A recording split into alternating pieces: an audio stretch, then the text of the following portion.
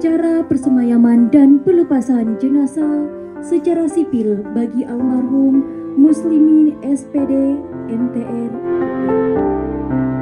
Saya menerima jenazah almarhum Muslimin dan Situju bin Hasbullah untuk selanjutnya dilakukan upacara pelepasan secara sipil.